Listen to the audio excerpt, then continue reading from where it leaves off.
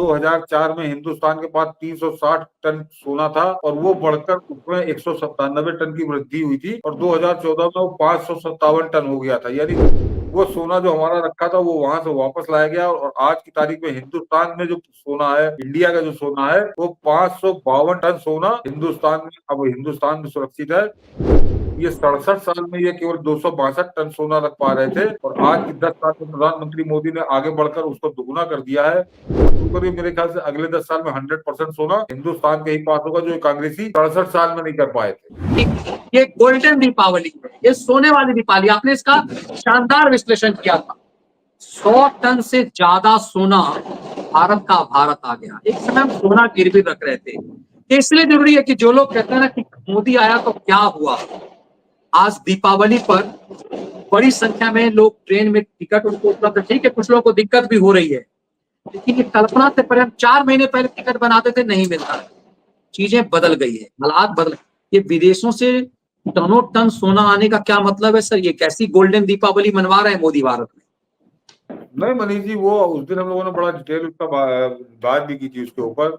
जिस दिन ये सोना आया था उसी दिन हम लोगों की थी, कुछ लोग नहीं देख पाए होंगे कि आप समझिए कि वो अद्भुत उपलब्धि है और इसी उपलब्धि पे ही हम लोगों ने बात की थी कि ये आप जरा आंकड़ा समझिए कि 2004 में हिंदुस्तान के पास 360 टन सोना था और वो बढ़कर उसमें 197 टन की वृद्धि हुई थी और 2014 में वो 557 टन हो गया था। यानी 10 साल में इन्होंने 197 टन इन्होंने सोना बढ़ाया था और आज की तारीख में सोना है 554 टन, यानी 854 टन। यानी उससे जो है समझिए करीब करीब 297 टन बढ़ा है। इन्होंने 197 टन बढ़ाया था और उन्होंने बढ़ाया था 297 टन मोदी ने 10 साल में। तो 10 साल का जो इनका पीरियड था उससे मोदी ने 100 टन सोना ज्यादा इकट्ठा किया। तो जो अर्थव्यवस्था के रोना रोते हैं तो इनके मुंह पर तमाचा पड़ता है इस एक आंकड़े से। अब जरा दूसरे में बात कर लीजिए कि 557 टन सोना जो था उसमें से 262 टन सोना जो था वो विदेश के इंग्लैंड में रखा हुआ था या कुछ और देशों में था। और ये आप समझिए कि वो फ्री में नहीं रखा जाता। जैसे मैंने कहा काला धन होता है, उसका उसका ब्याज देना पड़ता है। ये जो सोना आप सैकड़ों टन वहां पे रखते हैं तो इसकी आपको बड़ी मोटी फीस देश वहां चुकाता है उन देशों को जहां पर आपका सोना सुरक्षित रखा होता है। तो वो एक तरह से वो जो 262 टन था उस तब यहाँ पे इससे ज्यादा रखने की क्षमता ही नहीं थी। आज की तारीख में जो 854 टन बड़ा सोना हो गया है, तो जो आपने देखा कि वो 102 टन आया है तो कोई नया नहीं खरीदा। वो सोना जो हमारा रखा था वो वहां से वापस लाया गया और आज की तारीख में हिंदुस्तान में जो सोना है, इंडिया का जो सोना है, वो 552 टन सोना हिंदुस्तान में अब हिंदुस्तान में सुरक्षित है। अभी भी वहां पर करीब करीब 308 टन सोना अभी अभी भी बाहर है। तो उस फैसिलिटी को यहाँ पर डेवलप करने के लिए ये इतना इंतजाम करना पड़ना, तो ये आप जरा ये सोचिए, ये 67 साल में ये केवल 262 टन सोना रख पा रहे थे और आज की 10 साल में प्रधानमंत्री मोदी ने आगे बढ़कर उसको दुगुना कर दिया है। आज की तारीख में 552 टन सोना हिंदुस्तान में है और वो जो 102 टन सोना आया तो वो एक तरह से उसी खेप में है।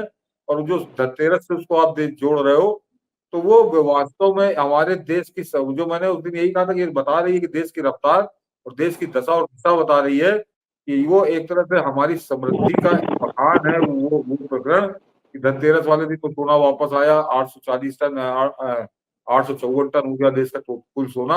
और ये अकेला नहीं है, ये वास्तव में गर्व करने वाली बात है कि आज हम अपना सोना खुद अपने पास रखने की बात कर रहे हैं।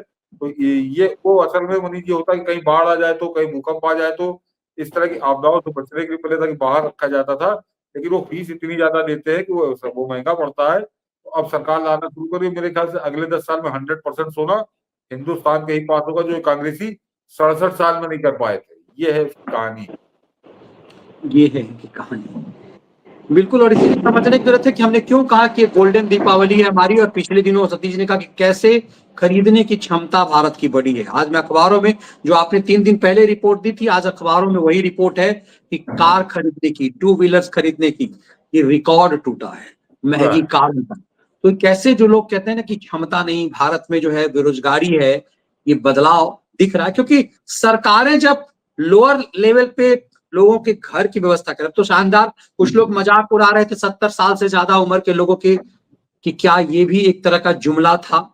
देखिए प्रधानमंत्री ने इसे भी जमीन पर उतार दिया। मुझे लग रहा है कि मोदी के कार्यकाल की सबसे बड़ी उपलब्धियों में से एक है कि 70 वर्ष से ज्यादा उम्र का चाहे कोई भी हो, उसके इलाज की जिम्मेदारी सरकार की हो। सरकार की ये है। देश के हर परिवार का एक बहुत बड़ा बोझ जो है वो कमोबेश मानते हैं कि थोड़ा सा हल्का होगा और सुकून जो है पूरी युवाओं को मिलेगा इस तरह से।